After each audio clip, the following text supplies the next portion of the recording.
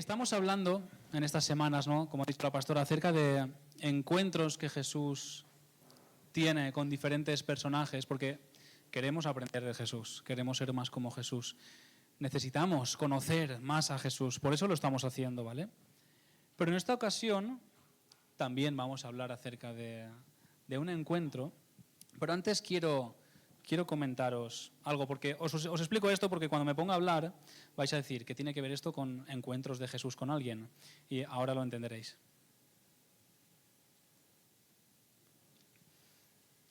Un fenómeno psicológico, sí, que a veces aparece en la mente de los predicadores es el síndrome del impostor. No sé si alguna vez lo habías oído. El síndrome del impostor. No sé si alguna vez te ha pasado. El síndrome del impostor es un patrón de pensamiento que afecta generalmente a personas que tienen tal vez cierto reconocimiento de su trabajo, un trabajo principalmente intelectual suele ser, pero en su interior estas personas sienten que realmente son unos estafadores, que realmente no saben tanto como aparentan saber, o que incluso están convencidos de que no merecen el reconocimiento que se les pueda dar, ¿no? Al parecer esto hasta a Einstein le pasó, ¿vale? Einstein parece ser que de vez en cuando tenía este pensamiento, ¿no? Y mire que en el caso de Einstein es muy obvio que bueno, debería tratarse de algo tal vez patológico, porque sus aportaciones fueron muy importantes para el desarrollo de la ciencia en el siglo XX. Y fueron fruto de su investigación. Por lo tanto, podrías decir, oye, Einstein, sí que hay mérito en lo que has hecho. Sí que hay mérito, pero aún así, él podía pensar, no soy tan bueno como la gente piensa.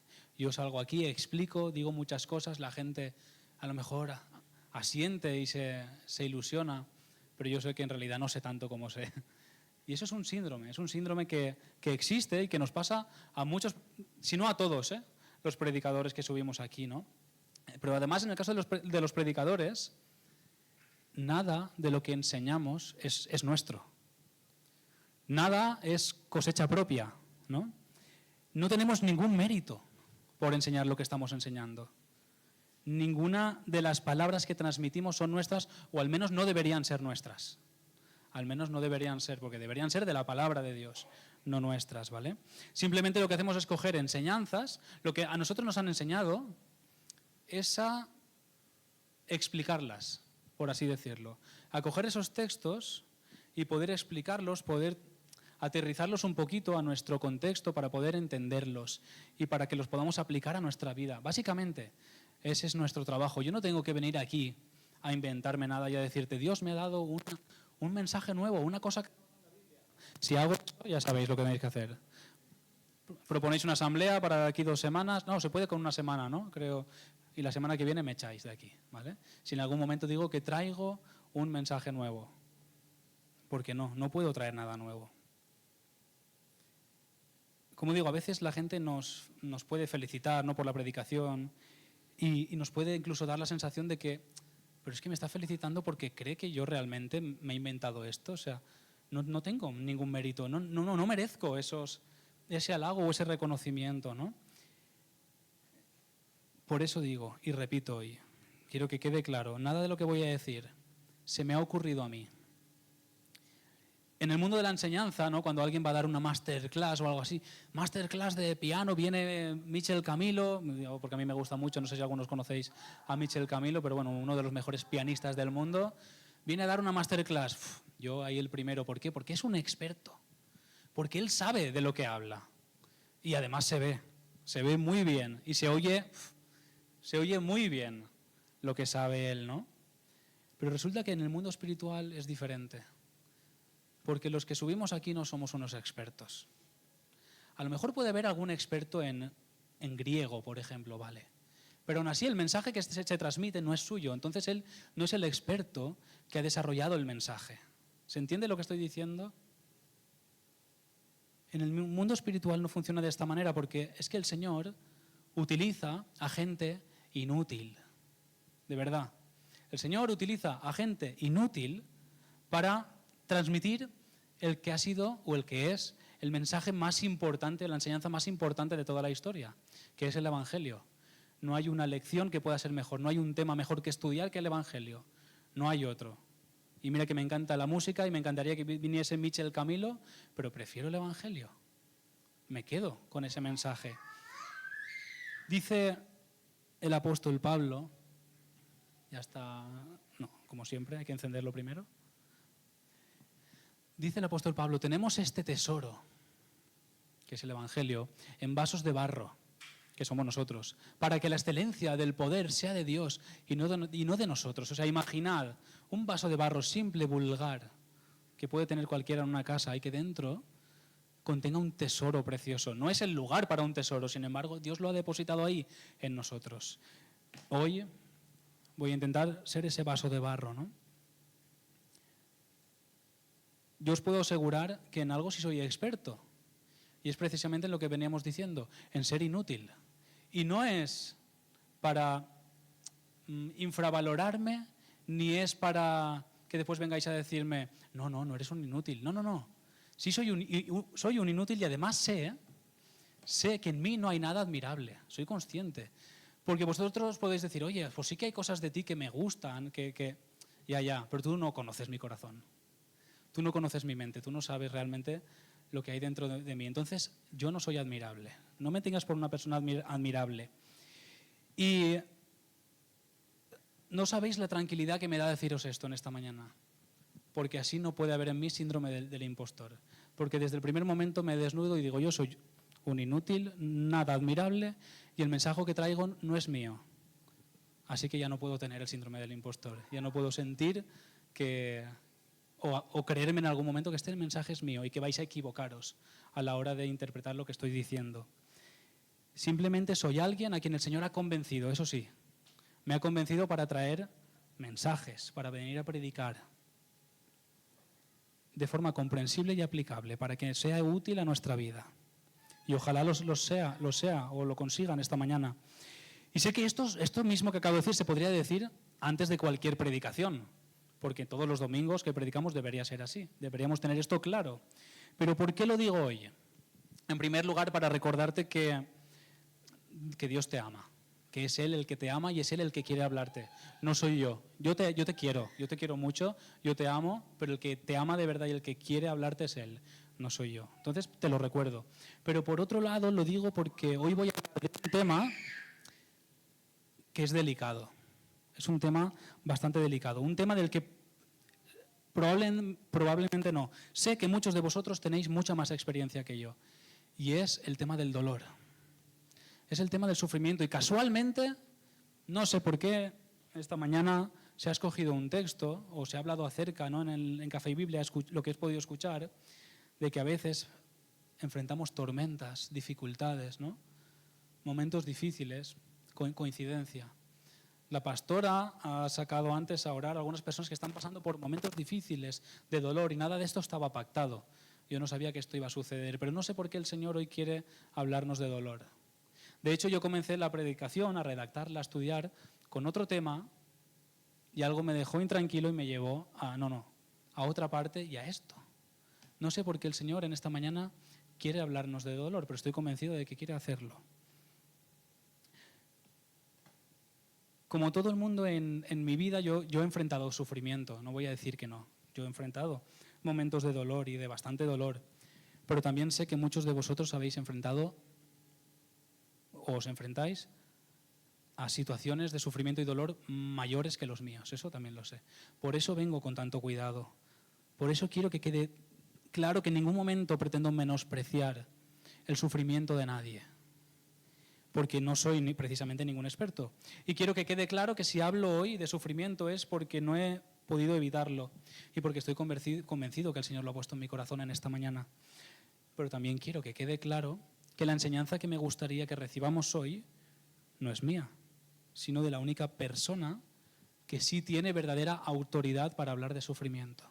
Que ya sabéis quién es, ¿no? Jesús de Nazaret. Es el único que tiene verdadera autoridad para hablarnos del sufrimiento. El psiquiatra y escritor estadounidense Morgan Scott Peck comenzó uno de sus libros, bueno, su libro más famoso, que se titula El camino menos transitado, lo comenzó así, con esta frase: la vida es difícil. Y tú dices, vaya novedad, ¿no? He visto algunas caras por ahí que, pues vaya forma de comenzar un libro, ¿no? No estoy menospreciando al señor M. Scott, ni muchísimo menos, obviamente. Pero sí que reconozco, y todos reconoceremos, que no hace falta ser un experto en psiquiatría para saber que la vida es difícil y que en la vida enfrentamos momentos muy complicados. ¿Por qué? ¿Por qué lo sabemos? Porque todos los que tenemos vida, que creo que es todo lo que estamos aquí, ¿no? Todos tenemos vida, entonces todos sabemos que la vida es difícil. Y en esta vida podemos tener muchas expectativas. Muchas, si no la mayoría, no se van a cumplir. Eso lo vemos constantemente, expectativas que se frustran, sueños que a lo mejor algunos se van a alcanzar, otros no, cosas que nos duelen, ¿no? En la vida enfrentamos problemas de todo tipo. Con toda probabilidad, la mayoría de nuestros problemas también son por culpa nuestra, ¿eh? Los podríamos haber evitado, muchos de ellos. Pero, por otro lado, también es cierto que nos topamos con muchos problemas de los que no hemos sido causantes y aún así llegan a nosotros. Aún así nos afectan igualmente. Y la vida es así. La vida es difícil. Pero es que nadie nos había garantizado nunca que la vida fuese a ser fácil, bonita, preciosa. Nadie nos había dicho que fuese a ser fácil. De hecho, lo que se nos ha dicho es justo lo contrario. En el mundo tendréis aflicción. En el mundo tendréis aflicción. Esto es lo que Jesús dijo a sus discípulos. Aquí hemos llegado al encuentro de Jesús con, en este caso, sus discípulos. Esto le dijo Jesús a sus discípulos poco antes de ser crucificado. San Agustín dijo, o se le atribuye a San Agustín, esta frase: Dios solo ha tenido un hijo sin pecado, pero no ha tenido ninguno sin sufrimiento.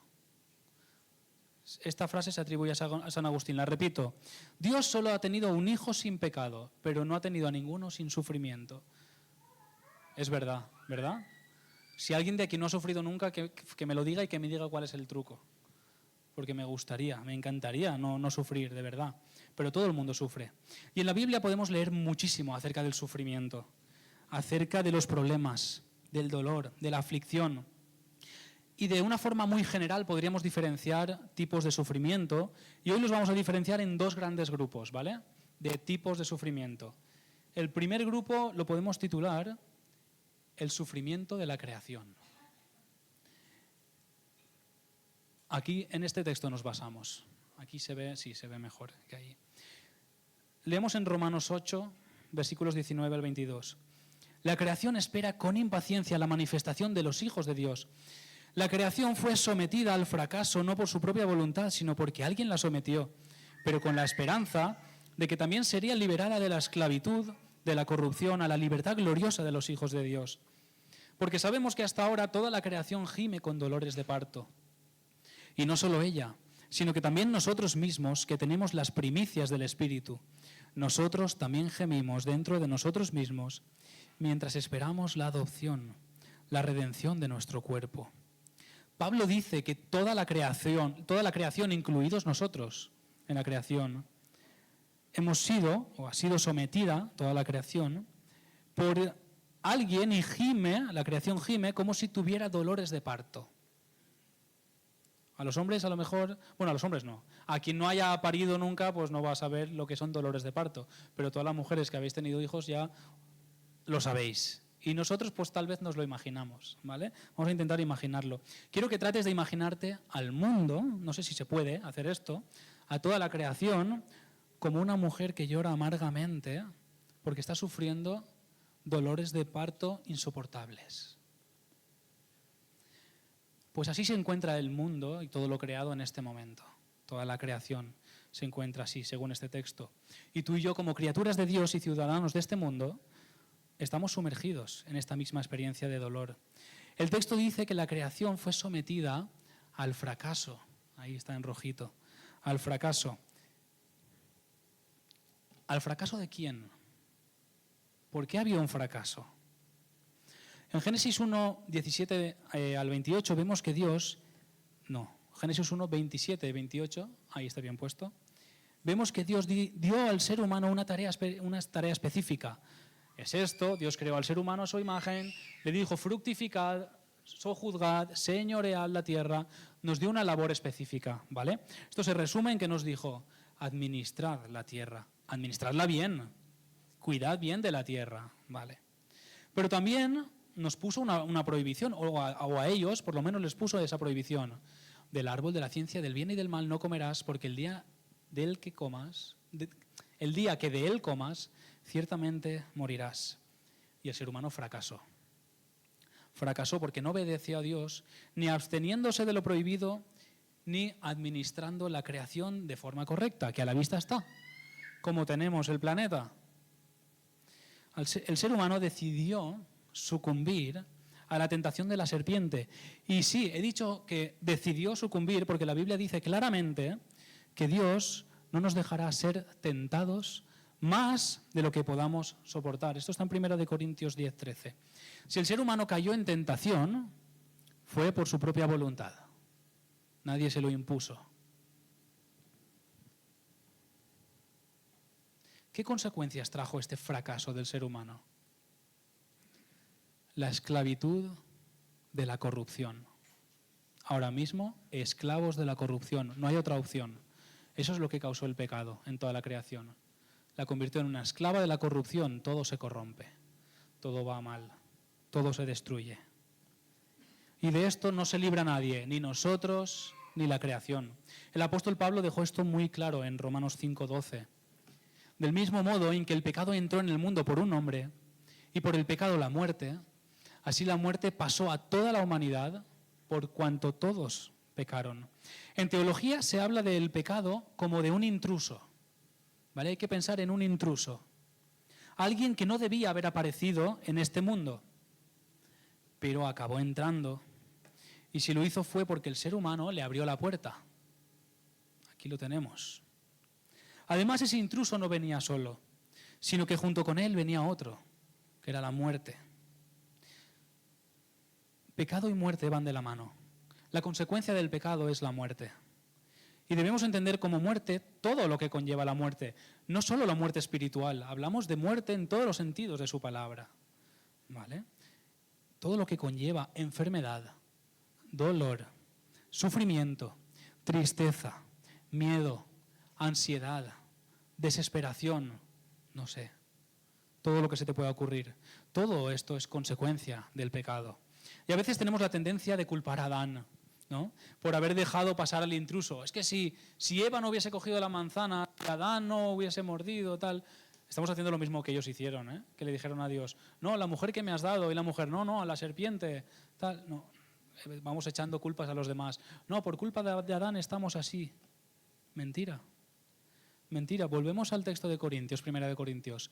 No os ha sobrevenido ninguna tentación que no sea humana, pero Dios es fiel y no os dejará que seáis tentados más de lo que podéis resistir, sino que juntamente con la tentación te dará la salida para que podáis soportarla. Pablo afirma claramente que toda tentación que enfrentemos podemos superarla. ¿Por qué pecamos entonces? ¿Por qué pecamos? Nosotros somos igual de culpables que Adán. Porque seguimos pecando, seguimos dejando entrar al pecado, a nuestra vida y por lo tanto a toda esta humanidad. ¿Por qué pecamos entonces? Porque nos da la gana. Y tú dirás, no, es que me cuesta. No, vale, te cuesta, pero lo que dice Dios claramente es que puedes soportar la tentación. Pero no nos da la gana y no hay más excusas, es que no tenemos que ponernos excusas. A veces simplemente pecamos porque ese pecado nos apetece. Y ya está. Otras veces es porque no estamos dispuestos a sufrir las consecuencias de soportar la tentación. Porque a veces soportar la tentación también trae consecuencias. Os pongo un ejemplo para que lo entendáis. Imaginad una persona que trabaja en una empresa de marketing, una empresa muy importante, y que trabaja para muchas empresas, obviamente. Y resulta que una de las empresas, una de sus empresas cliente, es una empresa que tiene una página web de pornografía. Y tú como empleado, estás empleado no de la empresa de pornografía, sino de la de marketing, te llega un momento, un trabajo que te dices, tienes que hacer este diseño para esta página.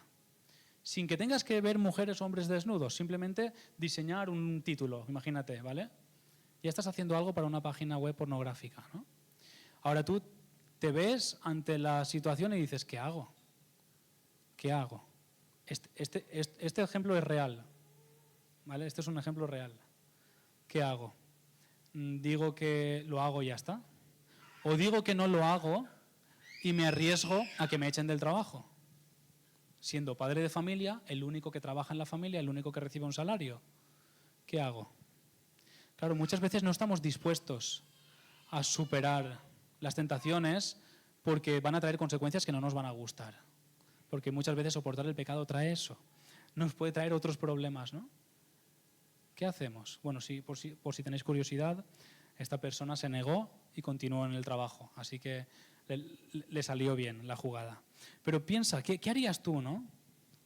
Pues claro, no tenemos excusa. Al final, que las cosas son difíciles, sí, muy difíciles. Que la vida no es fácil, ya lo estamos viendo. Pero no tenemos excusa, ¿no? Entonces, como decía, debemos tener claro que lo que pasa en el mundo, el problema del mal, viene a causa del pecado, no viene de otra, no tiene otra fuente, ¿vale? Pablo dice claramente que si el pecado y sus consecuencias se perpetúan hasta hoy, no solo por culpa de Adán, es por culpa nuestra, porque tú y yo también hemos pecado, dice, por cuanto todos pecaron. Todos somos pecadores, el pecado sigue merodeando por aquí, por este mundo, como ese intruso. Y la muerte y el sufrimiento siguen siendo una realidad hoy. Por eso sufrimos y por eso toda la creación gime a una. Toda la creación gime a una con dolores de parto. Por lo tanto, como criaturas que somos, criaturas que pertenecemos a este mundo, el sufrimiento es una realidad en nuestra vida hoy. Pero ahora hay un segundo grupo de tipo de sufrimiento. Además de sufrir como criaturas, podemos experimentar un segundo nivel de sufrimiento, que es el sufrimiento como hijos de Dios. Esto añade un poquito a la mochila. No ser hijos de Dios también añade mucho sufrimiento, muchísimo.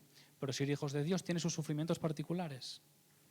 Como sabéis, y como decía, estamos metidos en una serie hablando de encuentros de Jesús. Vamos a ver, ¿no? En esta ocasión el encuentro o la conversación es la que ya he citado al principio, que está en Juan 16:33. Os he dicho estas cosas para que en mí tengáis paz. En el mundo tendréis aflicción, pero confiad, yo he vencido al mundo. Como sabéis, lo primero que tenemos que hacer es investigar un poquito acerca del contexto. El versículo dice, os he dicho estas cosas, así comienza. Entonces tenemos que averiguar qué cosas ha estado diciendo. ¿A qué cosas se refiere? Pues a todo lo que Jesús venía diciendo antes, justo antes de esto. Jesús y sus discípulos se encontraban cenando en la que se conoce como la última cena. Todos ubicáis el momento. La última cena. Esto comienza en el capítulo 13 de Juan. Y desde ese momento Jesús no para de hablar y de enseñar. Lava los pies a sus discípulos. Habla de un mandamiento nuevo. Amaos los unos a los otros, como yo os he amado. Anuncia la negación de Pedro, afirma que él es el camino, yo soy el camino, yo soy la vida, el camino, la verdad y la vida. Nadie viene al Padre si no es por mí. Anuncia la promesa de la venida del Espíritu Santo. Habla sobre que Él es la vid verdadera. Explica muy claramente que el mundo odia a sus seguidores, a los seguidores de Jesús, porque lo odian a Él. Y vuelve a anunciar la venida del Espíritu Santo otra vez. De todo esto ha estado hablando Jesús en esta cena y concluye con estas palabras. Os he dicho estas cosas para que en mí tengáis paz. En el mundo tendréis aflicción, pero confiad, yo he vencido al mundo. Jesús les estaba diciendo en esta cena que Él se iba a marchar. Y eso ellos aún no lo entendían del todo bien. Pero Él les decía, me voy a ir. Vais a sufrir mi ausencia y vais a sufrir los problemas de la vida. Eso está en el capítulo 16, versículo 6. Pudiera parecer que Jesús estaba dejando a sus discípulos desamparados en este mundo, ¿no? Y ahora además un mundo más complicado por culpa de Jesús. Porque para ellos, Jesús acababa de revolucionar todo y ahora que está todo mal, Jesús dice, me voy y aquí os quedáis. Pudiera parecer eso, ¿no? No, no es así. Obviamente sabemos que no es así. Pero mira, en otra ocasión Jesús dijo, aquí lo tengo, No penséis que he venido a traer paz en la tierra.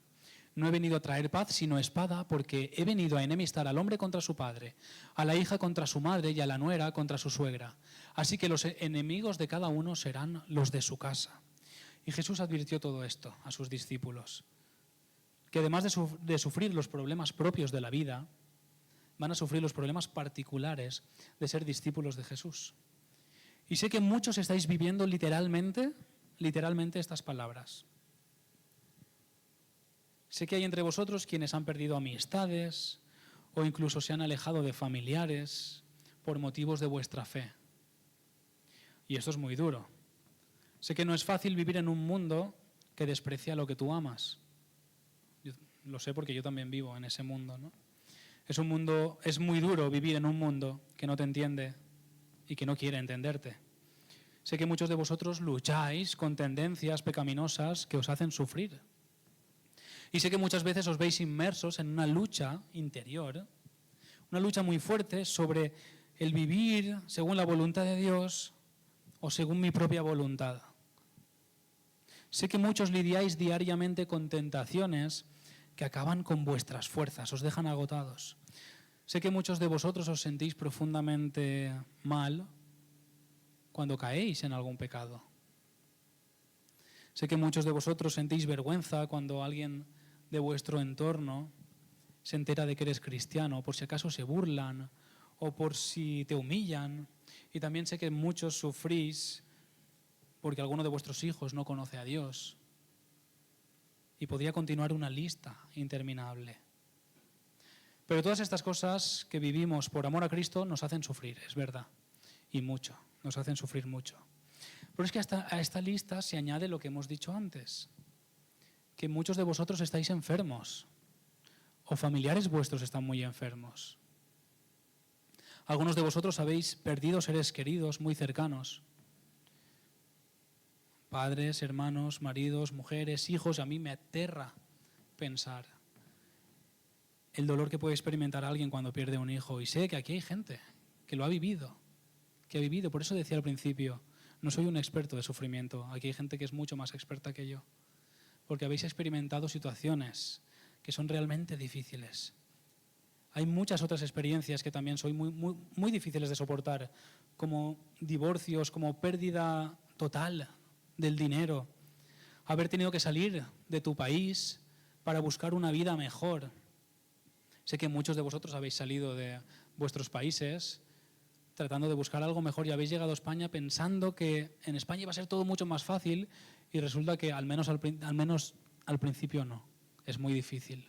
Los que habéis viajado desde lejos lo sabéis, lo que cuesta poder hacer vida en España cuando vienes sin nada. Sé que muchos de vosotros estáis hartos de vuestros trabajos, hartos de que se aprovechen de vosotros, hartos de que no os paguen lo que os merecéis, hartos de recibir malos tratos, de compañeros que no soportas porque te hacen la vida imposible. Y es que todo esto está en la vida. Y no quiero seguir porque la intención no es que nos pongamos a llorar todo aquí, porque ganas nos daría, ¿no? Y nos vendría muy bien a veces simplemente llorar y abrazarnos.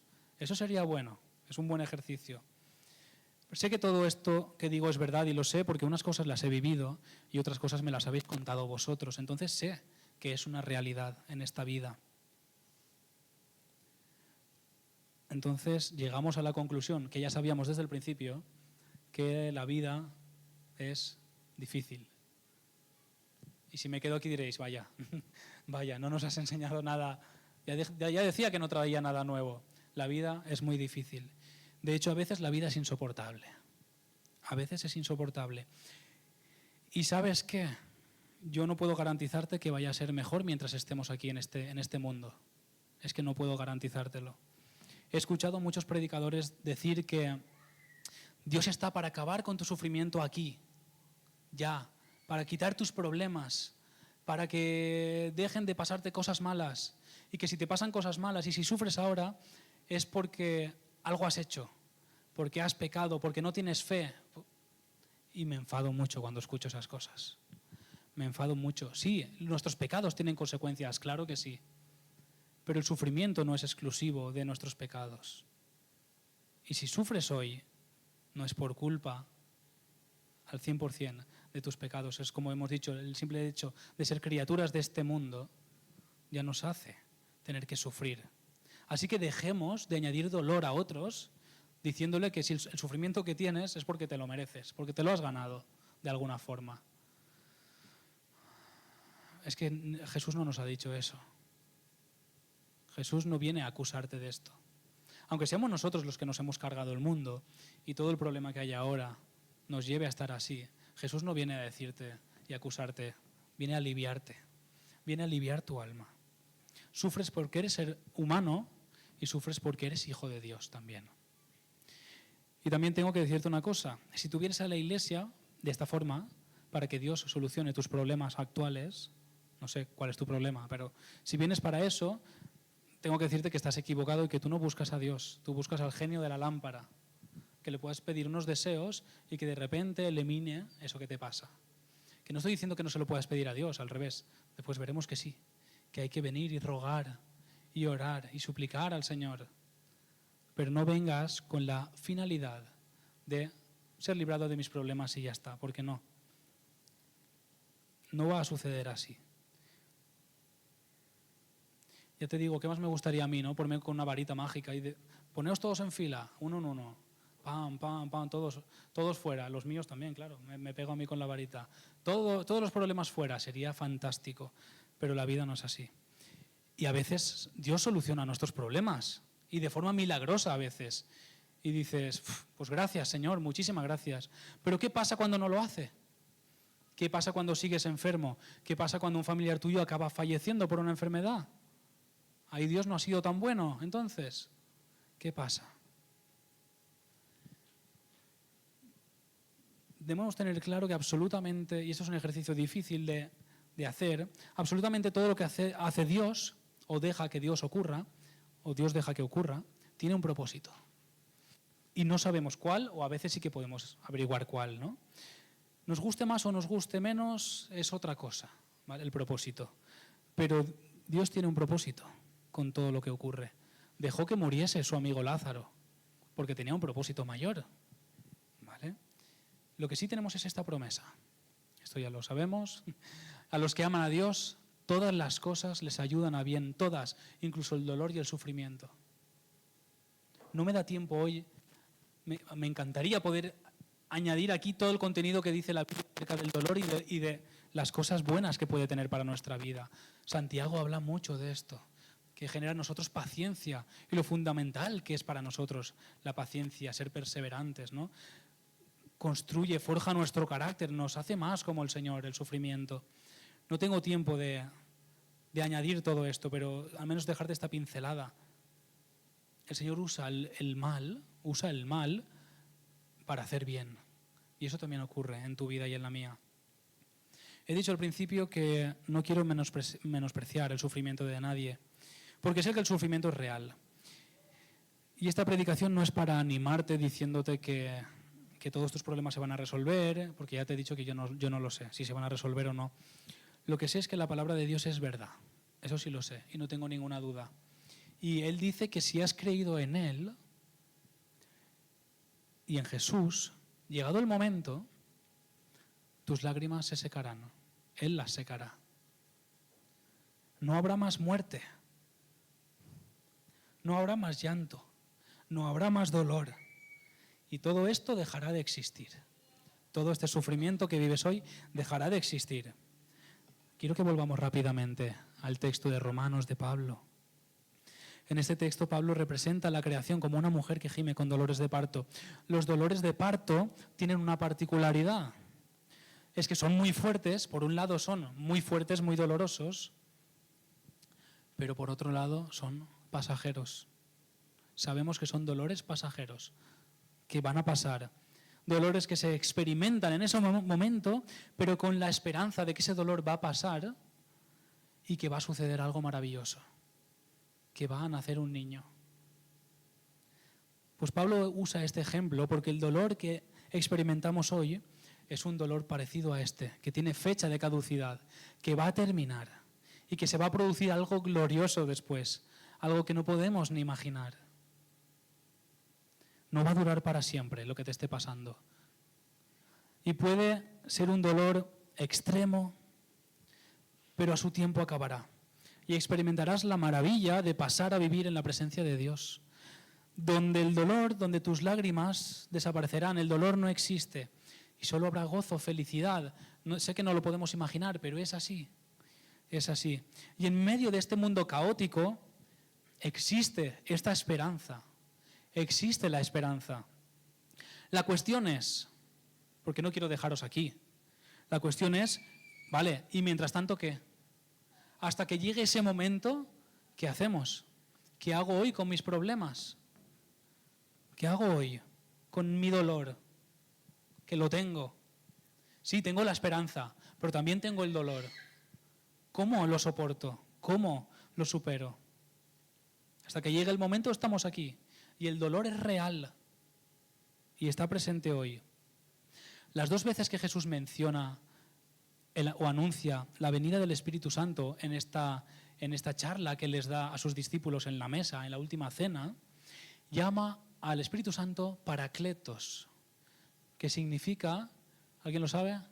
Literalmente se traduce como consolador, literalmente no, se traduce como consolador, pero literalmente lo que significa es llamado al lado. Llamado, Paracletos es llamado al lado. En este discurso Jesús les dice, Juan 15:7, os conviene que yo me vaya. Esto lo tengo por aquí. Os conviene que yo me vaya, porque si yo no me voy, el Consolador no vendrá. Pero si me voy, os lo enviaré. Y así fue. Tú y yo en esta vida, piénsalo, andamos intentando huir del sufrimiento, lógicamente. Andamos en la vida intentando evitar el dolor. Sin embargo, Jesús andó en una dirección opuesta. Jesús andó hacia el dolor. Jesús caminó hacia la cruz. Para que estas lágrimas que podemos tener desaparezcan. Él sí andó hacia el dolor. Y Él fue despreciado y desechado entre los hombres. Varón de dolores, experimentado en quebranto. Experimentado, ya lo he dicho, Él era el experto del sufrimiento. Y como que escondimos de Él nuestro rostro. Fue menospreciado y no lo estimamos. Y si os paráis a pensar un momento en todo lo que Él pasó, os daréis cuenta de que realmente Él es el experto. Él es el único que tiene derecho real para hablar de sufrimiento. Y Él sabe tanto acerca del sufrimiento que también sabe cómo consolarte. Es el único, de hecho, que sabe cómo consolarte bien. Por eso se marchó y te ha enviado su Espíritu para consolarte. Ha enviado al Paracletos, el que está a tu lado, el Consolador, para que esté a tu lado cada día, en cada momento, cada circunstancia. Este versículo dice que nosotros escondimos de Él el rostro. Le giramos la cara, ignoramos su dolor, este no, el anterior. Pero David en este expresa lo que nosotros podemos sentir muchas veces. Dios mío, ¿por qué me has desamparado? ¿Por qué ocurre esto? ¿Por qué permites aquello? No lo entiendo. Pero David sabe que esto no es cierto. David lo puede sentir, pero David sabe que no está desamparado. Porque en el mismo capítulo más adelante, en el versículo 24 dice, Dios no menospreció ni abominó la aflicción del afligido, ni de él escondió su rostro, sino que cuando clamó a él le oyó. ¿Qué dice Isaías que habíamos hecho nosotros con el siervo sufriente? Ocultar nuestro rostro de él. Aquí que dice el rey David, que no apartó el rostro del afligido. Él está mirándote, Él está a tu lado cuando estás sufriendo.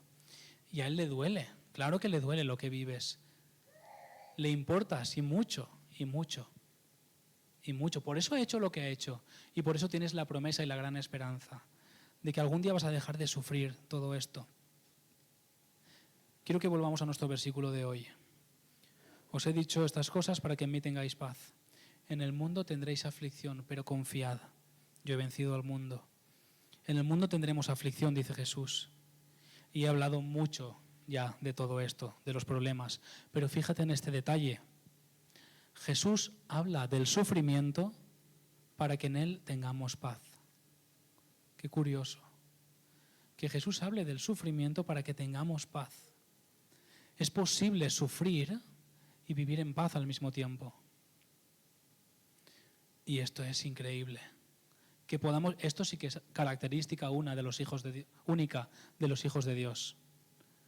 Poder sentir paz en medio de la tormenta, en medio del dolor.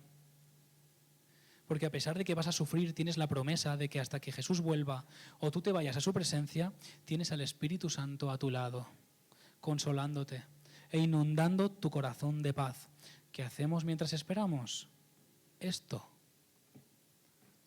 Por nada estáis afanosos, sino que sean conocidas vuestras peticiones delante de Dios, en toda oración y ruego con acción de gracias. Y no dice, y yo voy a responder como tú quieres a todas tus peticiones, no. La promesa es, y la paz de Dios que sobrepasa todo entendimiento, guardará vuestros corazones y vuestros pensamientos en Cristo Jesús. Una paz sobrenatural puedes experimentar en tu vida a pesar del dolor. Así que la invitación de hoy es que te dejes caer en los brazos de tu Padre Celestial, que descanses en Él, que te acuerdes que todos tus problemas un día van a desaparecer. Pero mientras tanto, acuérdate de esto, lo que decía Pablo. Las aflicciones del tiempo presente no son nada comparables con la gloria venidera que en nosotros ha de manifestarse. Así que hoy, aunque hemos hablado mucho de sufrimiento, mi invitación es confía. Confía en el Señor. Confía en el Señor y descansa en el Señor. Ya hablamos hace unas semanas. Descansa en el Señor y ve a Él y explícale lo que te sucede y permite que su paz inunde tu vida y tu corazón. Confía en el Señor que guarda tu corazón en una paz inexplicable. Confía en tu Padre Celestial que te ama como nadie te ha amado nunca. No dudes de esto en ningún momento, que tú eres su hijo amado o su hija amada y sabe por todo lo que estás pasando. Y está a tu lado para ayudarte a transitar este mundo de sufrimiento con un gozo sobrenatural. Quiero terminar hoy otra vez con otra canción de Santiago Benavides, que os ayude a reflexionar y disfrutarla, por favor. Confía en mí, confía en mí, que yo renovaré tu fuerza y tu alegría como ave por el cielo.